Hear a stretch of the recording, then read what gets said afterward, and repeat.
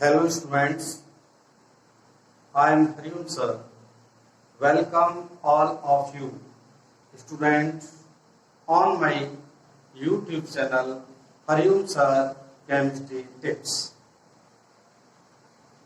देखिए चैनल हम एवं 22 डेज से कंटिन्यू रख रहे थे, लेकिन उसमें सिस्टेमेटिक वीडियो अरेंज नहीं हुई। आज कई बच्चों ने मुझसे शेयर किया, सीबीएसई बोर्ड के स्पेशली स्टूडेंट्स कहे थे, तो इसके लिए आज टोटली स्टार्टिंग मेरा सिलेबस करने का जो पैटर्न है, सिलेबस को समझाने का पैटर्न है, साथ में जो वे ऑफ टीचिंग है वो यूनिक है। मैं चाहता हूं कि इस वे ऑफ टेक्निक के बेस पर हमारे कई न्यू स्टूडेंट्स जो कि टीचिंग के एरिया में न्यू आए, सबसे मस्ट अच्छा से अच्छा मटेरियल सामने वाले बच्चों को क्या दे सके, ये सिस्टम होता है। एक बात का विशेष ध्यान रखिए, मैं इस वीडियो चैनल के माध्यम से उन जो न्यूली एजुकेशन के एरिया में केमिस्ट्री पढ़ाने के लिए आए हैं, सबसे पहली बात याद रखें, हम कितना जानते हैं ये बात टीचिंग एरिया में, टीचिंग जोन में कोई मायने नहीं रखती,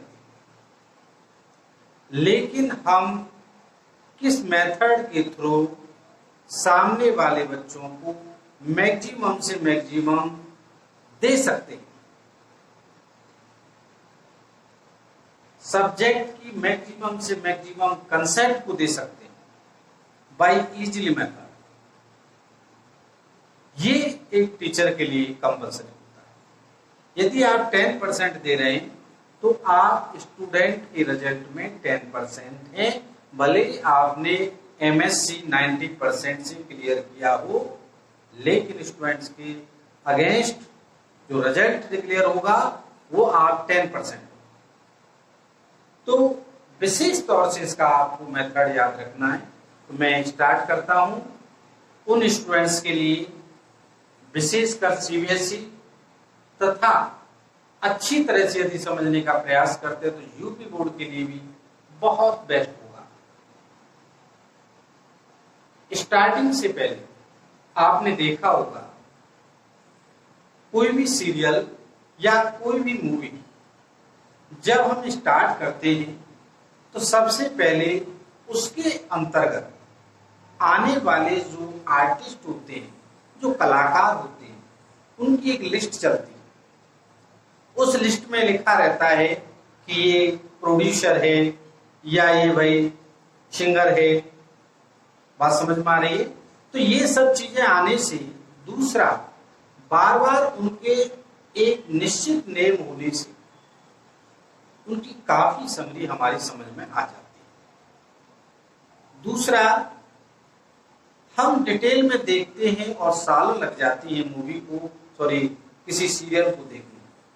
और यदि हमसे कोई पूछता है कि भाई मैं 1 महीने से सीरियल नहीं देख रहा था, आप बताइए उस सीरियल में क्या क्या घटनाएं हुई, तो आप सामने वाले को ओनली 5 या 10 मिनट में टोटल मंथली एपिसोड की समरी बता दें। यही रूल्स हमारी सब्जेक्ट पर अप्लाई होता है। ध्यान रखिए, यही रूल्स किस पे अप्लाई होता है? सब्जेक्ट पर। तो आज हम न्यू मेथड के थ्रू और हमारे चैनल पर फर्स्ट वीडियो स्टार्ट कर रहा हूं। विशेष तौर से ध्यान रखिए, बोर्ड स्टूडेंट क्लास 12 केमिस्ट्री की एक अच्छी तैयारी के लिए हमें किसी चीज को ओपन करने के लिए पहले हमें क्या करना होगा। आइए, ये बोर्ड पर जो आप सिलेबस देख रहे हैं, मैं टॉपिक एक बार बोल देता हूं और उसके बाद ये बताता हूं कि इनको हमें कैसे क्लियर करना है। फर्स्ट ये ध्यान रखिए, हो सकता है इस बार कई चैप्टर को हटा दिया गया है। पिछले साल भी 2 चैप्टर को रिमूव किया था सीबीएसई बोर्ड में। बात ये नहीं है, बात ये है कि हमें केमिस्ट्री का सिलेबस देखना है।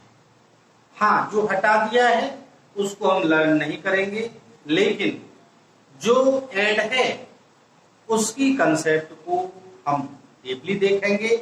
जो ऐड नहीं है तो कंसेप्ट तो डीपली देखेंगे, लेकिन बोर्ड के समय से तैयार नहीं करेंगे। लेकिन उसे छोड़ दें, ये गलत। देखिए, हमने यहाँ एक चार्ट दिया हुआ है, बोर्ड पर आप देख रहे हैं, इसे जूम करके देख सकते हैं। ये वही चैप्टर है जो आपके सिलेबस में। First chapter the solid state, second is solution, third electrochemistry, fourth chemical kinetics, fifth surface chemistry, six general principles and processes of isolation of elements, the p block element, the d f block elements, coordination compounds, haloalkane and haloalase, alcohol, phenol and ether, aldehyde, ketone and carboxylic acid, amines, biomolecules, polymers and chemistry in everyday life. अब CBSE student को सोच रहे होंगे sir इनमें से कुछ chapter हमारे remove कर दिए हैं, तो आपने इन्हें चार्ट पे क्यों लिखा? देखिए, चैप्टर जो रिमूव किए हैं वो आपके एग्जाम के लिए, तो हम पढ़ा रहे हैं, हमारा टारगेट है टोटल सिलेबस को पढ़ना। बोर्ड के समय आपका फोकस किस पर रहेगा कि उन चैप्टरों को आप छोड़ देंगे और शेष जो आपके सिलेबस में उसकी तैयारी करेंगे। लेकिन इसका मतलब ये नहीं कि चैप्टर रिमूव कर दिए उन्हें बिल्कुल छोड़ दिए, गलत। क्योंकि आपको आगामी क्लास में जाना है, आपको आगामी कंपटीशन की तैयारी करनी है, तो हमें वो भी चैप्टर समझने हैं। तो मैं आपको कंसेप्ट बताता हूं।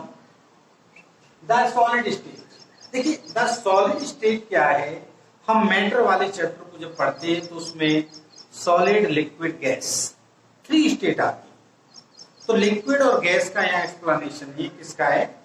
Solid state. सॉलिड स्टेट तो हम कहीं ना कहीं आपकी मूल कंसेप्ट वाले चैप्टर को यदि हल्का सा देख लें, बेसिक कंसेप्ट ऑफ केमिस्ट्री, उसको थोड़ा सा देख ले 11वीं क्लास में, तो कहीं ना कहीं उसकी सपोर्ट हमें इस चैप्टर में देखने को मिलेगी। साथ ही जो सॉल्यूशन है, ये दोनों चैप्टरों का जो गाइडलाइन है वो हमारा the basic concept of chemistry की कई पॉइंट्स यहाँ काम आए।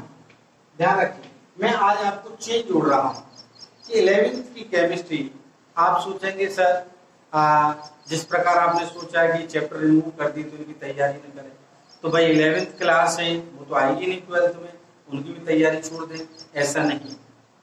मैं वही आज आपको इंट्रोडक्शन ऑफ 12th केमिस्ट्री के बारे में बताने आया हूं कि किस चैप्टर को कैसे ज्वाइन करना है, कैसे उसका रिलेशन है और कैसे वो तैयारी में सहायक है। वेस्ट से वेस्ट प्रिपरेशन करनी है एग्जाम की, साथ में आगामी कंपटीशन एग्जाम की, तो हम लिंक बना देंगे। कैसे? देखिए, अभी हमने बताया था सॉलिड स्टेट और सॉल्यूशन, इन दोनों में कहीं ना कहीं बेसिक कंसेप्ट ऑफ केमिस्ट्री का विशेष रोल है, जो कि 11वीं क्लास का फर्स्ट चैप्टर। आपको उसे देखना होगा, आज में उसकी मूल कंसेप्ट को बिल्ड करना होगा, आपको उसमें स्टोकियो केमिस्ट्री वाला टॉपिक थोड़ा क्लियर करना होगा। कई चीजें हमें इसमें हेल्प करेंगी। Next, electrochemistry. देखिए, इलेक्ट्रोकेमिस्ट्री को समझने के लिए हमें कहीं ना कहीं एक लॉगरिथम थ्योरी को पढ़ना पड़ता है, लॉग निकालना आना चाहिए, एंटी लॉग निकालना आना चाहिए। साथ में इलेक्ट्रोकेमिस्ट्री को अच्छी तरह से समझना है तो ऑक्सीडेशन और रिडक्शन 11वीं क्लास के चैप्टर को क्लियर करना चाहिए। हम पर ऑक्सीडेशन नंबर आता है निकालना, तो ये बहुत बड़ी हेल्प करेगा इलेक्ट्रोकेमिस्ट्री में। दूसरा, रिडक्शन, ये पूरी कंसेप्ट क्लियर होना चाहिए, ऑक्सीडेशन कहाँ होता है, रिडक्शन कहाँ होता है। तो कहीं ना कहीं हम 11वीं क्लास के ऑक्सीडेशन रिडक्शन चैप्टर को क्लियर करेंगे, तो इलेक्ट्रोकेमिस्ट्री को बहुत इजीली होगा समझने में। केमिकल काइनेटिक्स, इसमें मोस्टली मैंने आपको अभी बताया कि लॉ थ्योरी को आप क्लियर करें तो केमिकल काइनेटिक्स अच्छी समझ में आए। अगला सरफेस केमिस्ट्री, ये अपने आप में एक ब्रांड केमिस्ट्री है, थ्योरेटिकल है पूरा, कंसेप्ट भी बहुत अच्छी है। ध्यान रखिए सरफेस केमिस्ट्री में जो चैप्टरों का सीक्वेंस है आप उसे ध्यान से पढ़ेंगे तो फर्स्ट टॉपिक स्टार्ट होता है और उसका रिलेशन लास्ट तक होता है। मैं आपको कॉलॉइडल स्टेट के बारे में बताता हूँ। कॉलॉइडल स्टेट में कहते हैं पहले कॉलॉइड क्या है, ठीक, कॉलॉइड क्या है, कितने प्रकार का होता है, कैसे इसको प्रिपेयर किया जाता है, जब प्रिपेयर्ड हो जाता है तो कैसे उसका जो प्यूरिफिकेशन होता है, प्यूरिफिकेशन हो जाता है तो क्या उसमें क्वालिटी पाई जाती है, और जब क्वालिटी का पता पड़ जाता है तो इसका हमारी डेली लाइफ में क्या यूज है, यानी एक सिस्टमेटिक स्टडी है। ऐसे ही कैटालाइसिस क्या है, कितने टाइप्स के होते हैं, क्या प्रॉपर्टीज है, एंजाइम्स क्या है, कितने टाइप्स के होते हैं, कहीं ना कहीं टॉपिक को एक सिस्टमेटिक रखा गया है सरफेस केमिस्ट्री में। ये बोर्ड के लिए भी बहुत महत्वपूर्ण है। तो जब हम पढ़ाएंगे तो आप बहुत सीक्वेंस में पढ़ाने समझाने का प्रयास करेंगे। देखिए general principles and processes of isolation of elements, ये टॉपिक बड़ा यूनिक, समझना भी अच्छी तरह से, इसको कैसे बोर्ड के हिसाब से तैयार करना है तो मैं आपको यहाँ हल्की सी समरी आपको दूंगा। सबसे पहले हमें ओस के बारे में पता होना चाहिए। ओस क्या होते हैं, मोस्टली आपके यहाँ ये टॉपिक काफी लेंथी है, लेकिन हमें जो समझना है वो आपके सिलेबस में कॉपर है, आयरन है, सिल्वर है, जिंक है, इनकी मेटालर्जी पर हम डिस्कस करते हैं। मेटालर्जी होता है, ध्यान रखिए मेटालर्जी से रिलेटेड ये चैप्टर है। हम जो चीज हमें दिखाई दे रही है, जैसे हमें कॉपर दिखाई दे रहा है, एल्यूमिनियम दिखाई दे रहा है, ये इस फॉर्म में नहीं होता। इनको एक प्रोसेस होती है जिसे मेटालर्जी कहते हैं, उसके थ्रू पास आउट करना होता है, तब जाके चीजें हमें कई स्टेप में प्राप्त होती है जो जिस फॉर्म में हमें दिखाई दे रही है। तो ये चैप्टर अपने आप में एक यूनिक है, सिस्टमेटिक है और हमें काफी चीजें बता के जाता है। देखिए इसके बारे में डिटेल में डिस्कस, आज मैं केवल इंट्रोडक्शन बता रहा हूँ, हर चैप्टर की कुछ चीज बता रहा हूँ जो अपने आप में यूनिक होती है और कौन से टॉपिक से रिलेटेड होती है। देखिए द पी ब्लॉक है, the P block elements and the D and F block element, इसके लिए स्पेशली, इनके लिए स्पेशली मैं आपको 3 क्लास दूंगा। 3 क्लास में मैं आपको इसकी कंसेप्ट क्लियर करूंगा और मैं बता देता हूं पीरियोडिक टेबल के बिना ये हमारे 2 टॉपिक क्लियर नहीं होते। आपके 2 unit the P block elements and the D and F block elements without periodic table की क्लियर नहीं। आपको कहीं ना कहीं 11th क्लास के चैप्टर में जाना होगा, वहां पीरियोडिक टेबल को देखना होगा। मैं यहाँ बहुत इजी ट्रिक के माध्यम से कल इसकी स्टार्टिंग करूंगा, बिल्कुल 0 लेवल से आपको अच्छी से अच्छी तरह समझाने का, जिससे आपकी समझ में P block D and F block अच्छी तरह से समझ में आए। रिलेशन समझ गए, हर चैप्टर का रिलेशन बता रहे हैं। कोऑर्डिनेशन कंपाउंड, देखिए कोऑर्डिनेशन कंपाउंड में जब IUPAC आता है तो कहीं ना कहीं यहाँ ऑक्सीडेशन स्टेट की नीड होती है। ऑक्सीडेशन स्टेट को आप समझ लेंगे तो कहीं ना कहीं नाम में आप त्रुटि नहीं करेंगे, नेम को अच्छी तरह से बनाएंगे। तो आपने देखा इलेक्ट्रोकेमिस्ट्री में वहां ऑक्सीडेशन रिडक्शन की नीड हुई, ऑक्सीडेशन नंबर की नीड हुई, यहाँ पर भी आपको कोऑर्डिनेशन में इसकी नीड हुई।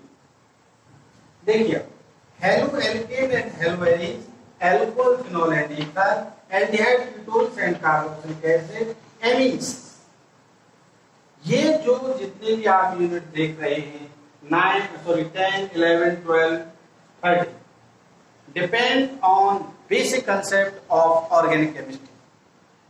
Depend on basic concept of organic chemistry. यदि आपकी ये क्लियर है, साथ में मैकेनिज्म क्लियर है, तो ये चीज आपकी समझ में है। इसके लिए मैं आपको 4 या 5 वीडियो इशू करूंगा जब इन चैप्टरों की कंसेप्ट बताऊंगा। लेकिन ये भी चैप्टर में जो बोल रहा हूँ 11th क्लास से, basic concept of organic chemistry and mechanism study in 11th class. देखिए आप 11th क्लास कितनी महत्वपूर्ण है। हम इसे भले लाइटली लेते हैं, अरे कोई बात नहीं 11th में ऐसे चल जाएगा, लेकिन 12th की कंसेप्ट को अच्छे क्लियर करना है, तो ये चीज हमारी क्लियर होनी चाहिए।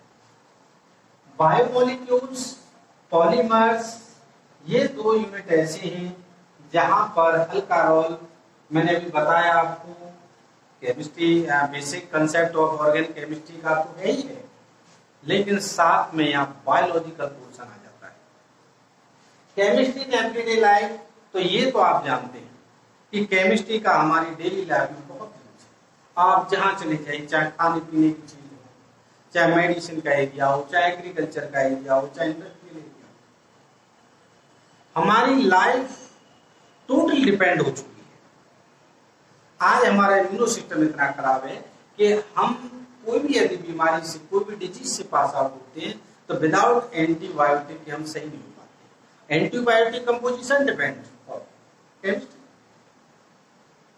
तो कहीं ना कहीं आपने चार्ट देखा, हमने आपको रिलेशन बताया, मैं काउंट करके बताता हूं कि हम इन टॉपिकों को क्लियर कराने से पूर्व जो भी टॉपिक स्टार्ट करेंगे तो कुछ उसकी कंसेप्ट 11th क्लास से लेंगे।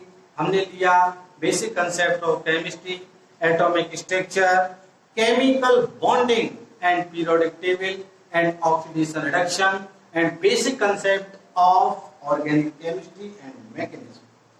ये चैप्टर कहीं ना कहीं 12th क्लास के लिए बहुत ही नीड पड़ती है इन टॉपिकों की। इनके बिना 12th की कंसेप्ट क्लियर नहीं। तो आज हमने आपको जो इंट्रोडक्शन बता रहे हैं, आपको रिलेशन बता रहे हैं, यदि आप इसके आधार पर चलेंगे तो कंसेप्ट अच्छी क्लियर होंगी। आप इसके आधार पर नहीं चलेंगे तो कंसेप्ट क्लियर नहीं होंगी। यदि आपको मेरा वीडियो अच्छा लगता है कि हमारी स्टार्टिंग यहाँ से होनी चाहिए, तो प्लीज उसको शेयर करें और सब्सक्राइब करें, तथा जितना अधिक हो सके अपने साथियों को भी शेयर करें और लाइक करें। और कल यदि आप ये सब चीजें करेंगे तो कल यानी पर डे मैं आपको बहुत ही डीपली कंसेप्ट के साथ, बहुत ही इजी ट्रिक के साथ टॉपिक लेके आऊंगा। और आज से स्टार्टिंग हो रहा है सिस्टमेटिक, और आगामी बोर्ड से पहले आपके लिए केमिस्ट्री को खेल बना देंगे। आपको वास्तव में लगने लगेगा केमिस्ट्री बहुत इजी है by the easy trick method. Thank you.